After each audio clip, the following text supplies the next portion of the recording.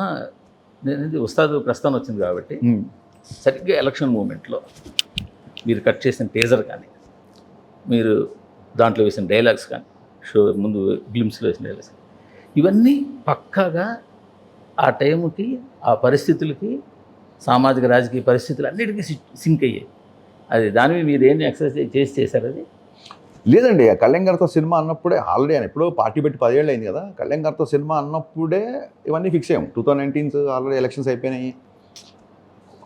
ఒక అటు జన సైనికులు కానీ, ఇటు ఫ్యాన్స్ కానీ ఎంత కదన్నా ఒక చిన్న అయ్యో కళ్యాణ్ గారు పర్ఫామ్ సరిగ్గా కుదరలేదు ఈసారి ఎలక్షన్స్లో అని చెప్పి చిన్న దాంట్లో ఉన్నారని చెప్పి అప్పటి నుంచే.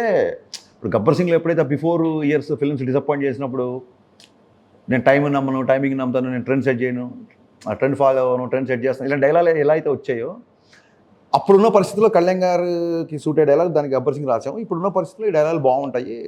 సో సహజంగా గాజుకుంటే గుణమే అది కదా, అది పగిలితేనే డేంజర్ అయిపోద్ది. అలాంటి గాజుని పగలగొట్టారు. ఇప్పుడు అతను దాని తాలూకు పదునింట చూస్తారు అన్న ఒక థాట్ నుంచి ఇవన్నీ ఇంకా చాలా ఉన్నాయి డైలాగ్స్. మేము మొన్న వదిలిన చాలా తక్కువ. ఇప్పుడు కానీ డైలాగ్ పక్కన పెడితే ఆ గ్లిమ్స్లో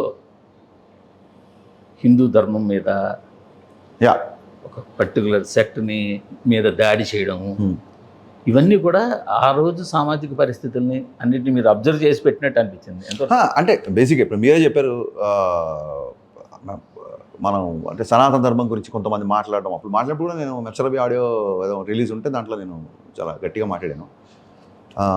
ఒక నేనే కాదండి, మన విశ్వాసం, మన మతం, మన ధర్మం కాపాడుకోవడానికి ఎవరు స్ట్రాంగ్గా బిలీవ్ చేస్తే వాళ్ళు ఖచ్చితంగా నోరెత్తి మాట్లాడేది నేను చాలా బలంగా నమ్ముతాను. సో ఉస్తాదులో అలాంటి ఒక సందర్భం ఉంది. దాని తాలూకు డైలాగ్స్ కూడా చాలా గట్టిగా ఉంటాయి.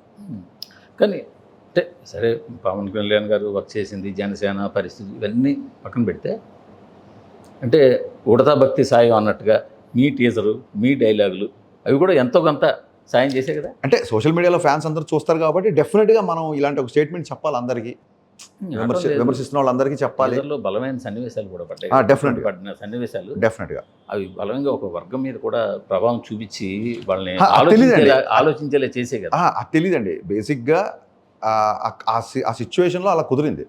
ఇప్పుడు చాలామంది ఏదో కావాలని పెట్టాము అంటే కావాలని పెట్టామని కాదండి, అది కుదిరింది. ఇప్పుడు గబ్బర్ సింగ్ అంతాక్షరి సీన్లో చూస్తే కూడా ఆయన అదే గ్లాస్ పట్టుకుంటాడు.